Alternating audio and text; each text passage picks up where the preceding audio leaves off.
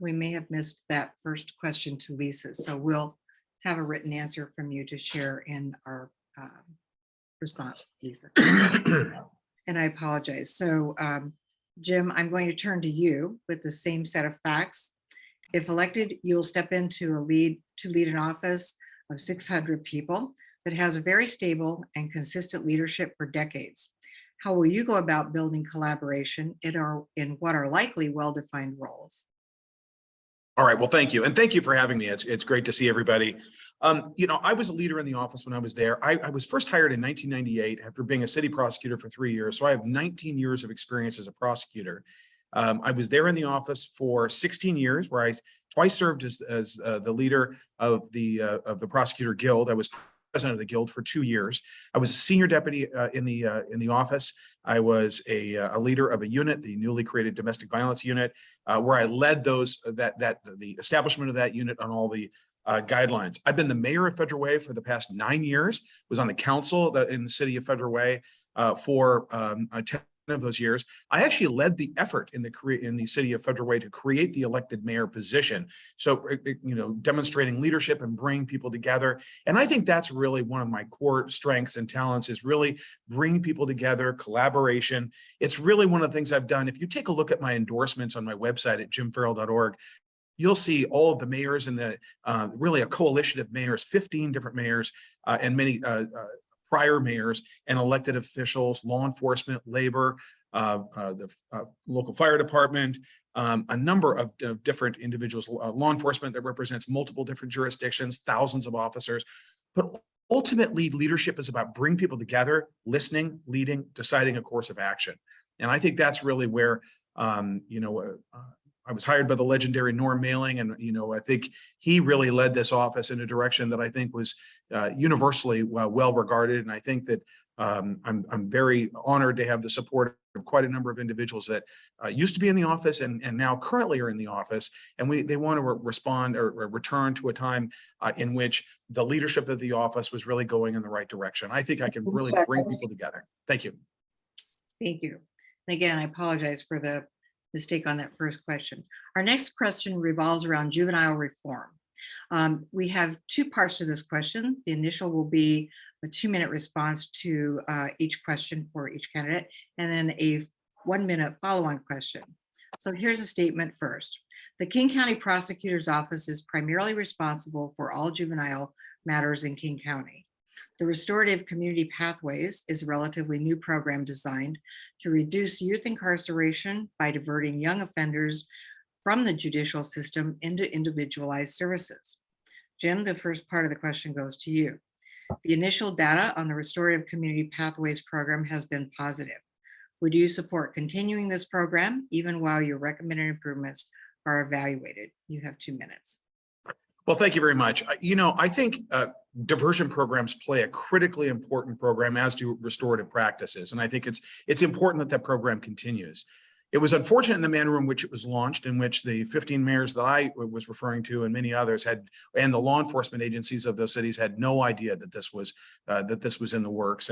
And so I think you need to make sure that you've got all the indications of transparency and accountability. You need to make sure that there's a case number, a judicial step, a check back, making sure that we get a report back from the provider. I think that can be easily done. It is critically important, the work that's being done by those community organizations.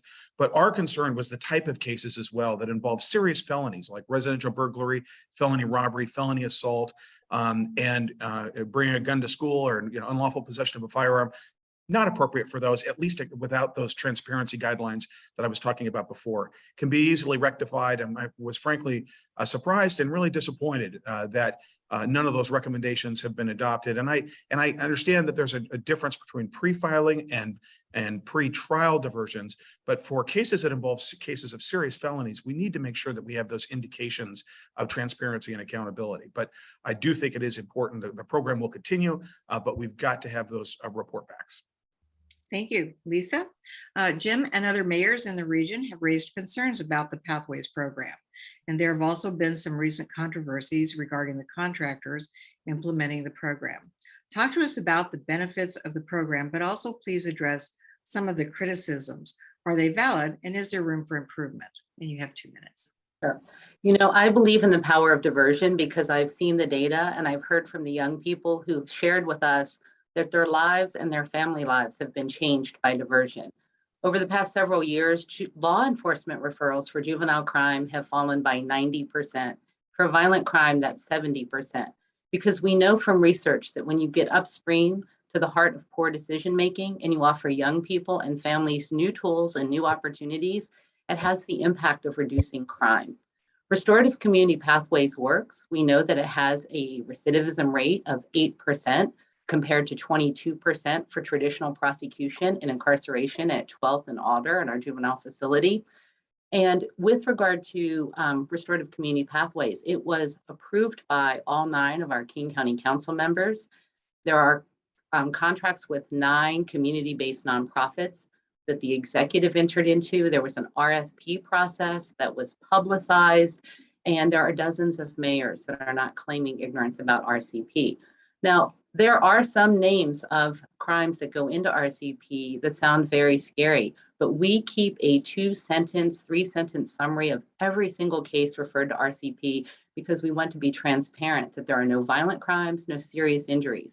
For example, robbery in the 2nd degree sounds really scary, but in the juvenile realm, it's typically one young person taking property, an iPhone, a backpack, or cash from another with force. No weapon, no serious injury. We also have about 8 cases of individuals taking pellet guns and BB guns to school. I know that sounds scary, but under our state law, those are considered dangerous weapons, not firearms, and they are mandatory diversions, mandatory diversion cases. Did you say my time is up? 10 seconds. Oh, okay, 10 seconds. We had one unlawful possession of a firearm case, unarmed, unloaded backpack, gun in a backpack. School officials wanted this 13-year-old girl to go to. Thank you. And a 1-minute follow-up questions for both of you. And Jim, you'll start. Should zero youth detention by 2025 still be a goal of our country or county? Sorry. Well, zero youth detention is not tethered to reality. I mean, right now, there are unfortunately youths in custody for committing incredibly violent crimes. And we need to make sure that when a violent crime does occur, and they do occur, that we have the facility to address that. And that means, I don't think robbery is an unserious crime. And, when a armed robbery occurs, when a serious violent offense occurs, unfortunately, those individuals need to get held. And so, I really haven't seen a workable reconciliation of those serious violent crimes where people, in Federal Way this year, two juveniles were involved in a burglary where they held everybody up in Federal Way. They got out on electronic home detention and committed a murder a few days later in Pierce County. So 10 seconds. Unfortunately, you need to make sure that when people are a danger to the community, that they're held for everybody's protection. And Leesa, same question for you. Sure. I appreciate the aspirational goal of zero youth detention, but we are nowhere close to achieving zero youth detention by 2025 or probably even 2030. We do have young people who commit serious violent crimes, serious sexual assault, serious gun crimes, and those individuals should be held for the safety of our community and for their own safety. I think one thing that we could change is that in addition to the detention staff that receive these young people, we could have trained social workers and medical professionals that work alongside those corrections officers to ensure that young people get help as soon as they are brought into detention so that they can start rehabilitation on day one. But if we ever want to get to zero youth detention, we need to make a type of investment that we haven't as a county made in terms of social services, educational opportunity, making sure every child has free preschool. We just haven't made those investments. Thank you. Our next question is about the backlog in the prosecutor's office. The first question goes to Leesa. It is well publicized that the prosecutor's office is facing a backlog of some 4,500 felony cases, mainly due to COVID-imposed restrictions. You have said publicly that the backlog is being tackled, but what exactly is being done, and is an aggressive enough strategy? 2 minutes. Sure. You know, back in 2021, I saw this coming and I secured $14 million in COVID relief funding to specifically tackle the court's backlog of charged felony cases that resulted because our prosecutors were in the courthouse every day of the pandemic, filing between 20 and 30 felony cases. At the same time, the Washington State Supreme Court issued an emergency order closing all courts, halting our system's ability to resolve cases. We've used some of that money to hire 125 new employees to increase capacity, including 10 victim advocates, to ensure that a greater number of victims are receiving services while cases are pending. Through the hard work of our deputy prosecutors and our legal professionals, increased capacity and the resumption of jury trials, we have been steadily decreasing that backlog, and we are absolutely on target to eliminate it. Every single day, the 200 hardworking deputy prosecutors in our office are triaging cases. We had 20 cases in trial today, 7 homicides, 6 sexual assault, violent crimes, violent felony assaults, hate crimes. So our attorneys look at those cases, definitely prioritize the most violent, the most serious. We are also hard at work with our defense and with our court to continue to ensure that public defenders have access to their clients while they're in jail so that they can relay offers and negotiate cases. We have also been working with the court to implement innovations. We are talking about having dedicated plea courts, having judges carry a caseload that they themselves individually manage with the attorneys assigned to cases. That type of collaboration, those types of innovations, we are absolutely on target to eliminate that backlog in less than the 2 years it took to 10 develop. seconds.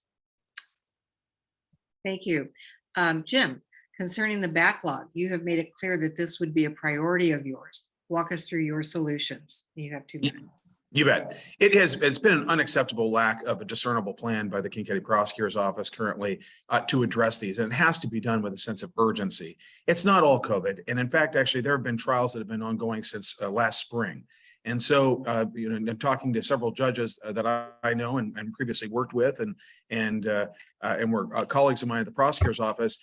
There have been a record number, actually, one of the highest. King County is one of the highest in regard to the number of trials that occurred during COVID. This is not just all, you can't just lay this all at the feet of COVID. This is a situation in which we need to actively triage these cases and have a discernible plan. I'll bring together a unit of individuals to make sure that we address this backlog, the most serious, the homicide. Of those 4,500 cases, 500 of those are sexual assaults, over 180 of those are homicides. We need to make sure that those absolutely and gun-related crime go to the very top. We need to come up with some solutions. We need to expand the bandwidth, bring in pro tem judges, retired judges, and really bring in the kind of resources necessary. But we can't wait a full 2 years to get that full backlog down. These cases don't get better with time, and there needs to be a discernible plan to address this. And I've got that, and I'll make sure that we do that. Thank you. Our next question is regarding accountability, and the same question for both candidates. One of the most important things that the public wants from our criminal justice system is accountability. How will you hold people accountable for the crimes they commit, even if they qualify for diversion programs? Jim, you go first, and you have 2 minutes.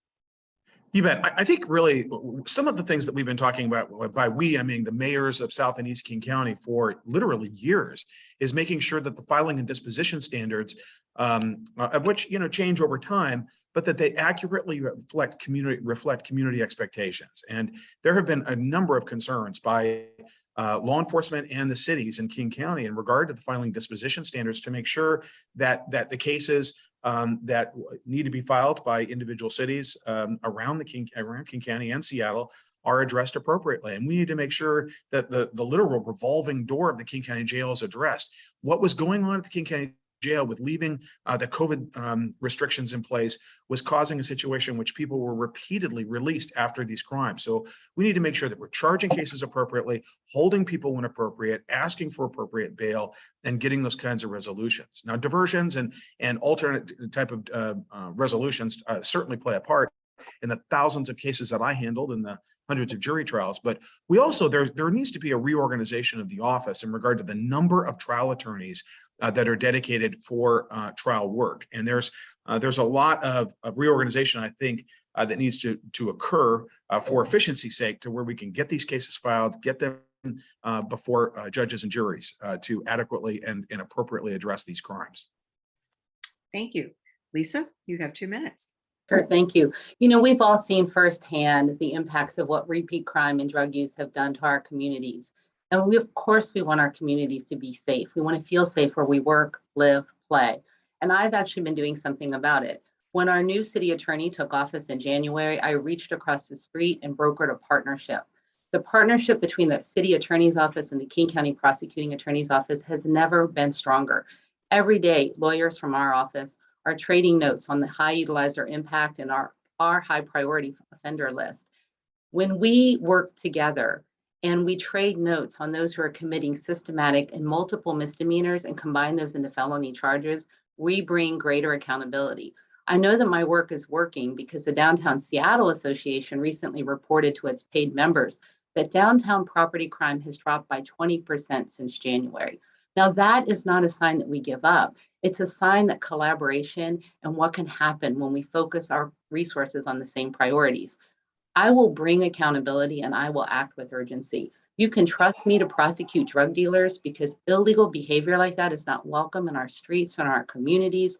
You can trust me to prosecute violent crimes, sexual assault, repeat property crimes, and gun crimes because those crimes cannot go unpunished. We also know that we need additional law enforcement resources. And I will advocate for more police resources and more social workers and mental health professionals because policing alone is not the solution.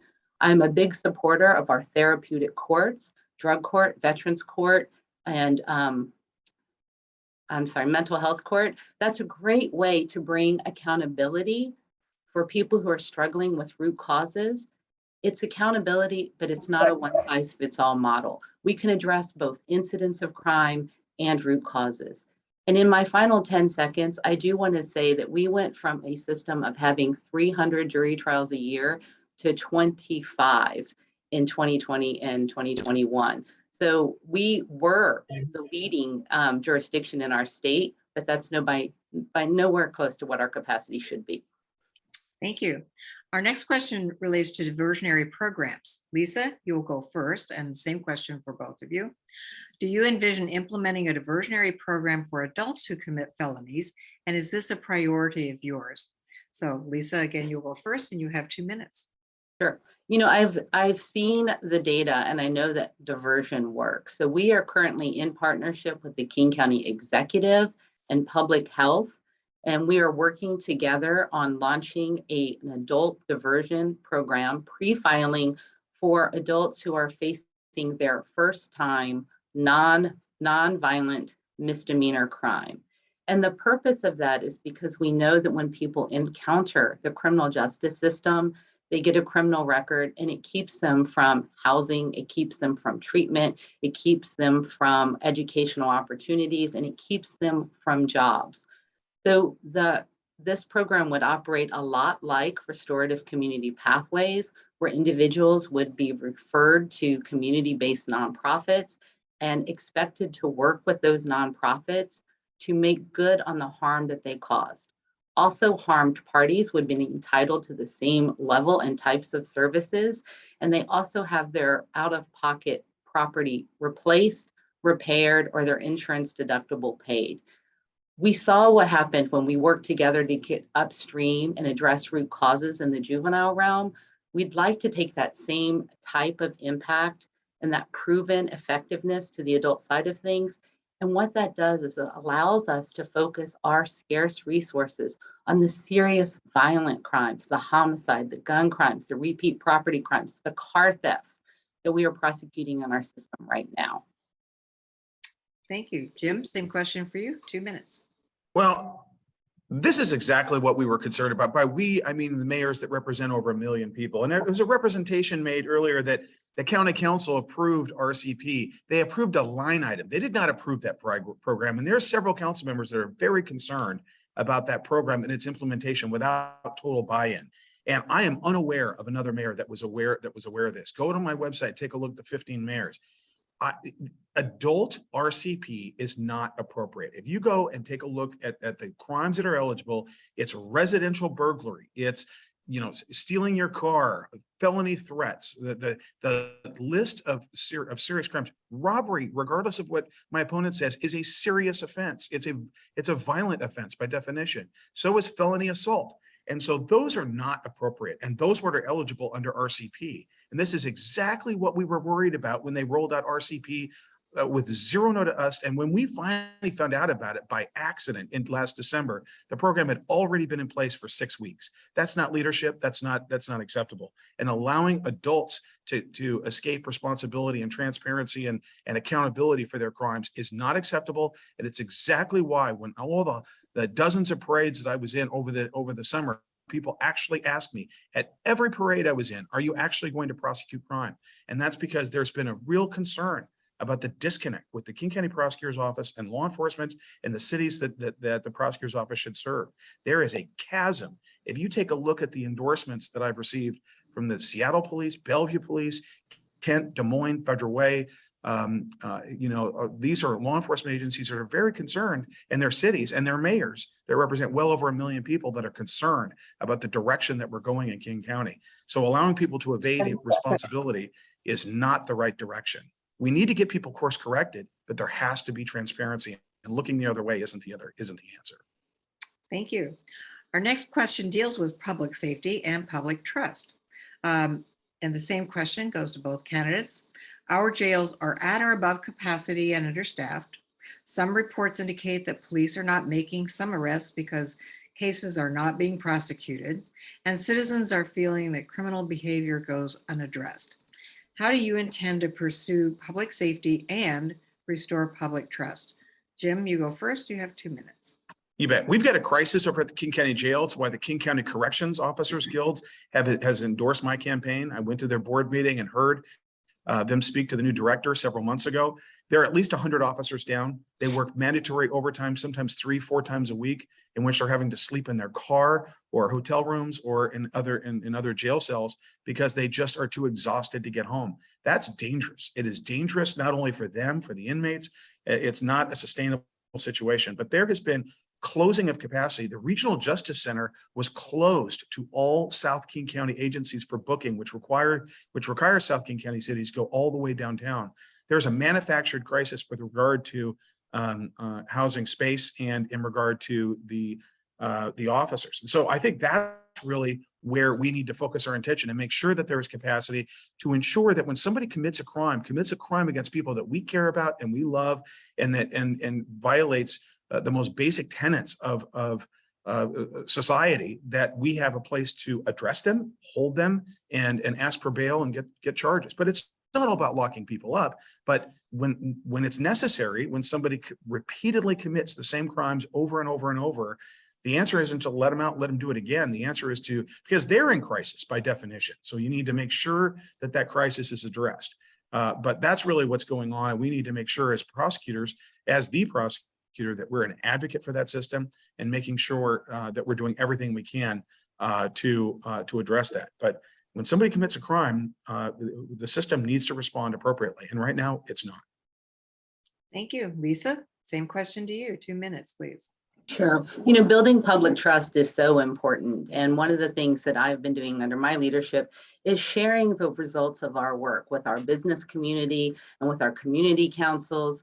Here's an example. When there were 4 shootings over the course of a weekend at 3rd and Pine, and we caught 2 of those individuals, and we filed charges within 72 hours. And we knew that the Seattle Police Department was looking for the 3rd suspect and had tabs on the 4th. I made sure to share that information with the Downtown Seattle Association, Belltown United, the Chamber of Commerce, Pioneer Square BIA, and SOTO BIA, because I wanted people to be able to know that their leaders were working with them and for them, and also in order for people to scale their fear and concern.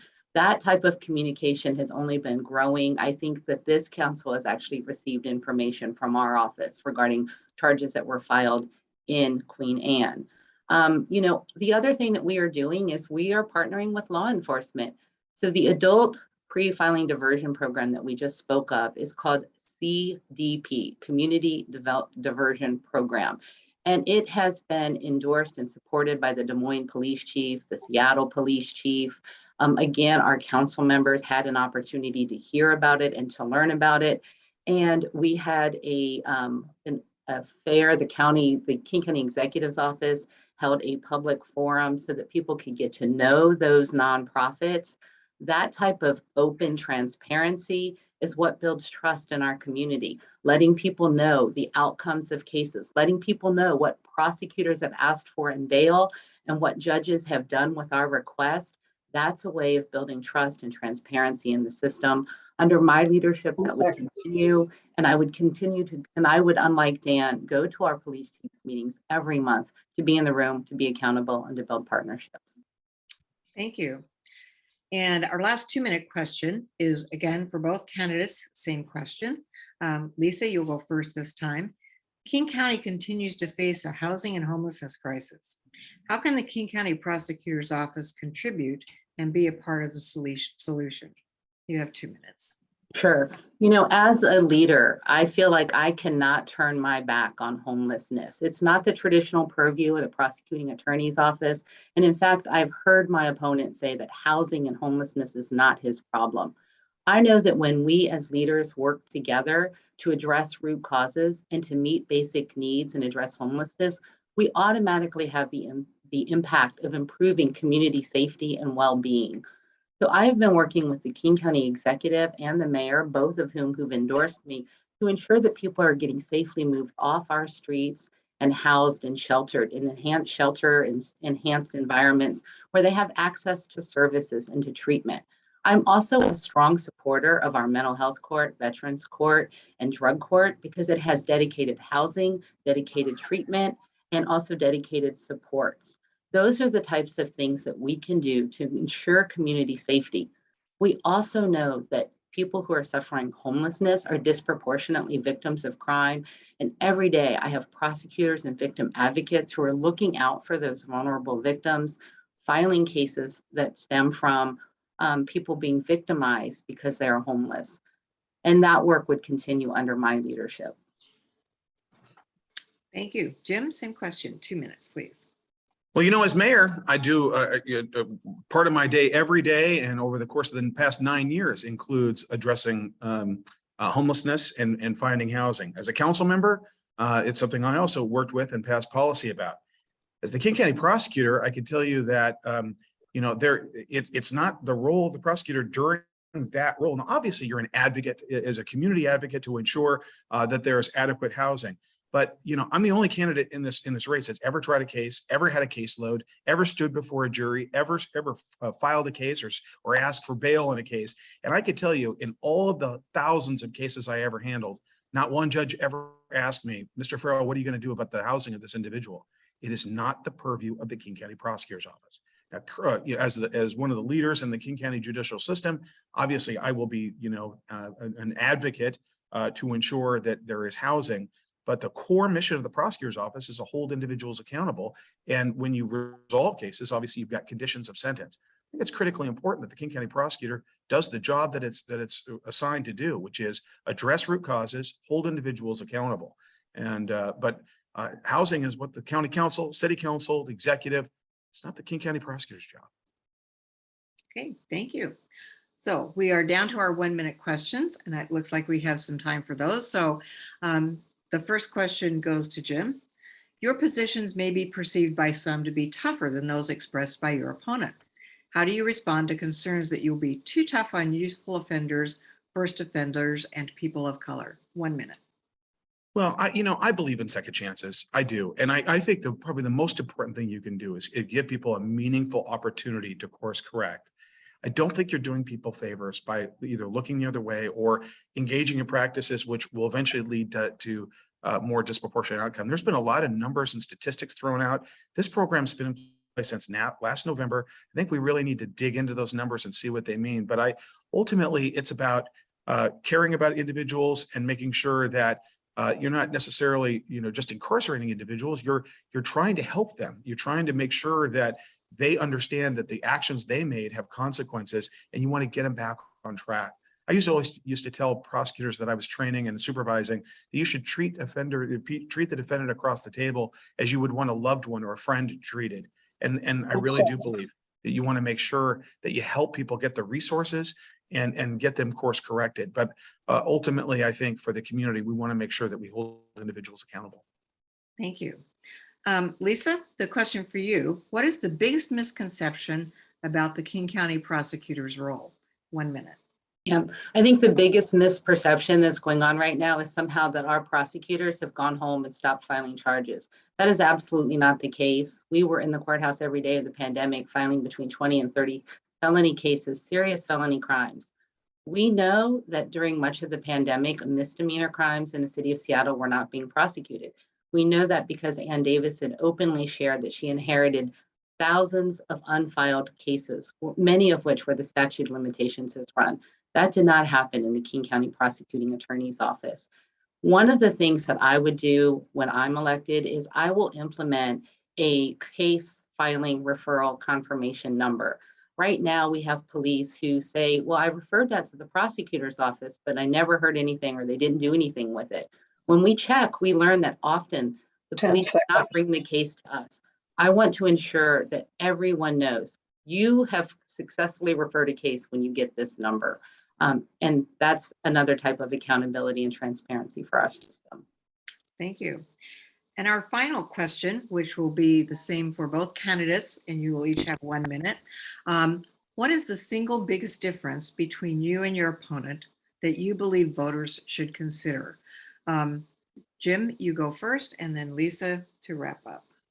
I would say the single biggest difference is the thousands of criminal cases, the hundreds of jury trials. But it's not just the trial work. It's the caseload. It's understanding the dynamics of those cases. I mean, I served everywhere from homicide cases to reckless driving and traffic cases and everywhere in between.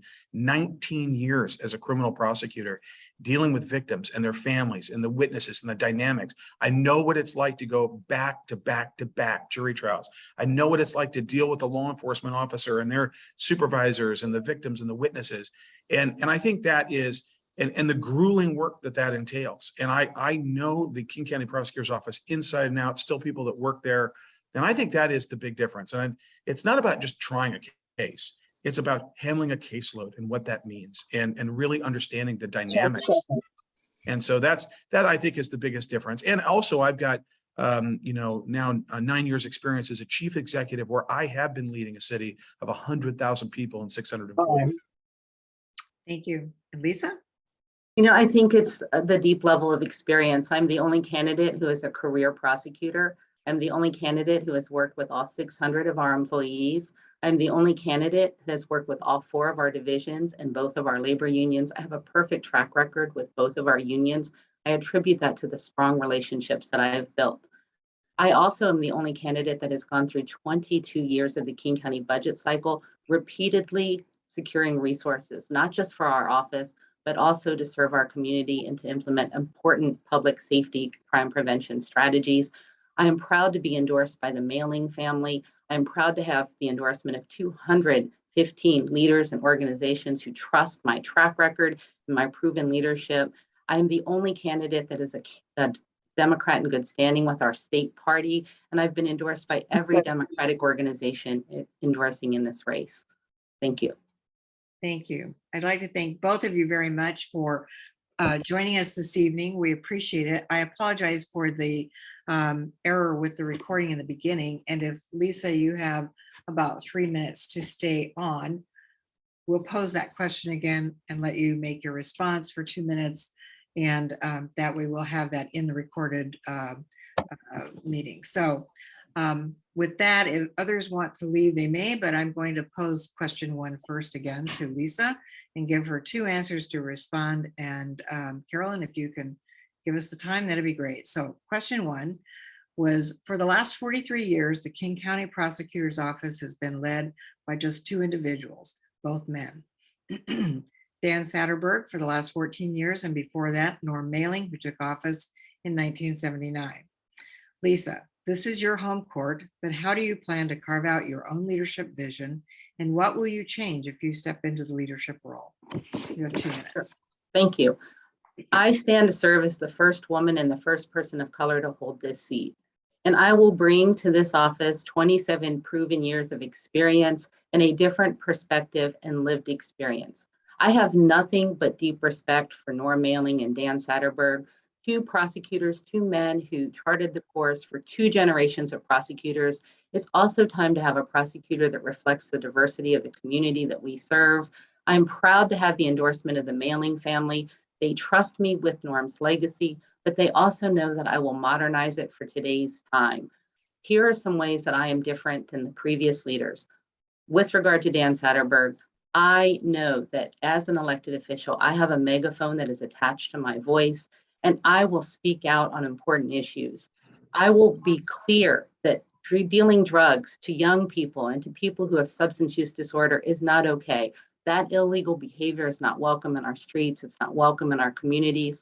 Similarly, we have racial disparities in our criminal legal system, and I will speak out on that. And we must be intentional about dismantling them. I also will, unlike Dan, go to our monthly police chiefs meeting. He always sent our chief criminal deputy. Great for that person to be in the room. But as the elected, you have to be in the room to build relationships, to work together, to be held accountable, and to build partnership. Those are some ways that I am different than the leaders before me. I also have deep ties in our community. My philanthropic work as a board member of the Urban League and the Alliance for Gun Responsibility, I will knit together both the leadership and the relationships I have built in county government with the relationships I have built in community. And together we can serve public safety, bring everyone's good ideas to the table, focus our resources together on the same priorities, and have the type of collective impact we need to make our community safe and vibrant again. Thank you very much. And I'll re-record the introduction separately, so everybody does not need to stay around for that. Thank you again for joining us this evening, and thank you everyone from the community. And parting remarks are, don't forget to vote. It's a very important election coming up. So thank you and good night. Thank you. Good night. Thank you so much for having us. Good night. Thank you. Thanks. Bye.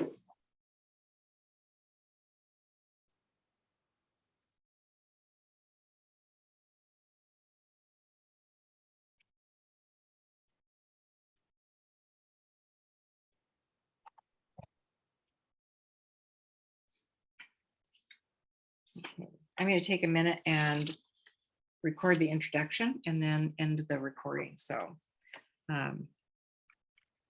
okay, just starting all over. Good evening. I'm Paula Mueller. I chair the Queen Anne Community Council, and on behalf of both the Queen Anne and Magnolia Community Councils, I'd like to welcome everyone to this evening's forum, along with Beth Bunnell, who's our election committee chair, and Carolyn Davis, our timer for this evening. I especially want to thank our candidates, Jim Ferrell and Leesa Manion, for taking time out of their busy schedules, and thank everyone from the community who has joined us. I also want to make a special thanks to the members of the Queen Anne and Magnolia boards who worked on this particular forum: Beth Bunnell, David Kaplan, Josh Daniel, Sean Champagne, Carolyn Davis, and Janice Traven. So very briefly, an overview of the King County Prosecutor's Office. King County has more than 2.1 million residents, making it the 13th largest county in the United States. This makes the Prosecutor's Office essentially the equivalent of being the Attorney General for several small states combined. The office employs more than 600 people, including 270 attorneys, 70 in the civil division who primarily represent government agencies, 200 attorneys in the criminal division who handle felony, juvenile, and some misdemeanor cases.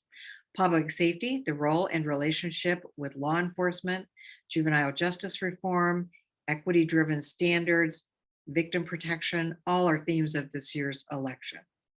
And with that, I'll do a very quick introduction of our candidates. Jim Ferrell is currently in his third term as mayor of Federal Way and spent 16 years prior to that as senior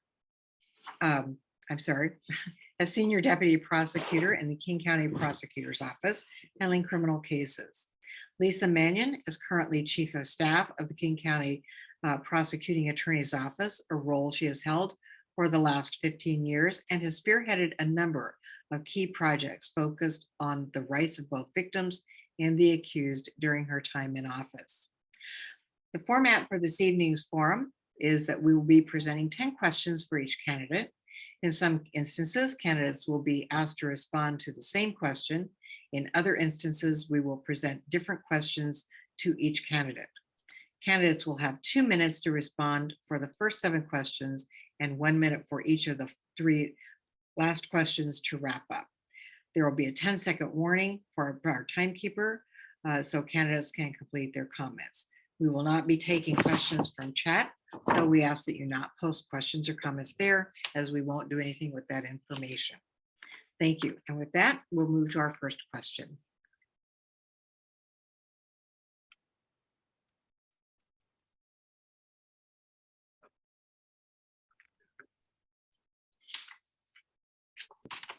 Okay. So for the last 43 years, the King County Prosecutor's Office has been led by just 2 individuals, both men. Dan Satterberg for the last 14 years, and before that, Norm Mailing, who took office in 1979. So the first question goes to Leesa and is recorded at the end of this recording. Thank you.